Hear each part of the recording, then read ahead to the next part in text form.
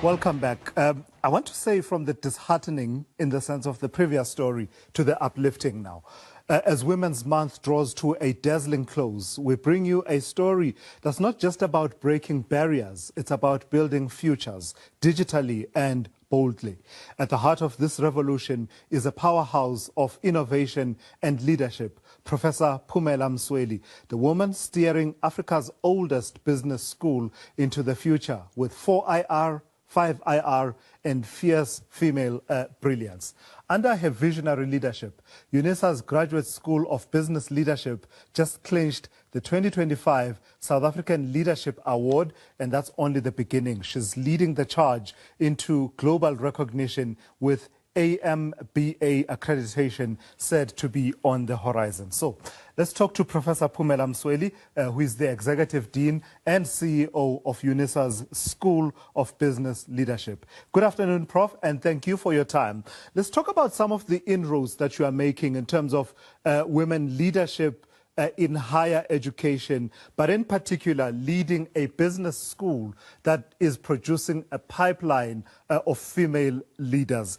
How do you frame for yourself, what does this work mean for you in terms of the contribution, as I say, to building a pipeline of women leaders, not only in this country, but being borderless as you are across the continent? Thank you very much, and good afternoon to you and to your listeners. Well, we are still besides ourselves with excitement.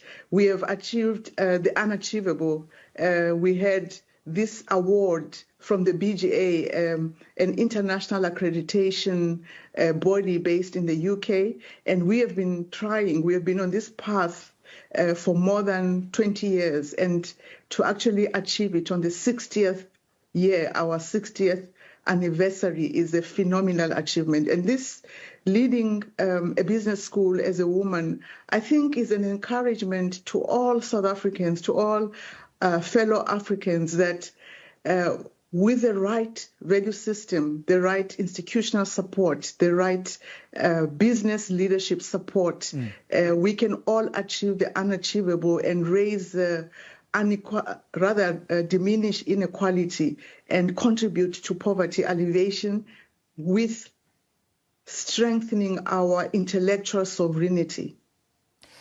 To what extent are you as a school intentional about being that perhaps go-to pipeline for women leadership in the corporate spaces? This is about executive education, right? So talk to us about whether or not you are intentional about ensuring that that executive education, you become the go-to point for women wanting to advance in that space. Yes, thank you for that question, because I am pretty intentional about this. I'm intentional in the leadership space because we have women in leadership programs to strengthen the pipeline of women in leadership positions. I have a Future Professors program, and I have a track record of supervising specifically women doctoral students to completion. I have 3 professors out of the 23 doctoral students that have supervised to completion. One of the women that went through my supervision process is now a professor. So we are very intentional because the South African economy, all economies are made up of a strong preponderance of women. In fact, we almost are 2% proportion higher than our male counterparts. So to ensure that economies leverage on the strengths of women, we have to be intentional about developing women in the boardrooms, in the CEO suite, in the C-suite. So I am quite intentional. What is the conversation happening about the fact that the product that, if I can call it that, the product you are advancing is quite pricey in terms of, you know, accessibility? Executive education doesn't come cheap, but in many instances, in conversations about women's advancement, there's always been this sense that it's almost as if women need to go the extra mile to just gain the same recognition that a man who may not have that executive education may easily access. How do you balance those two?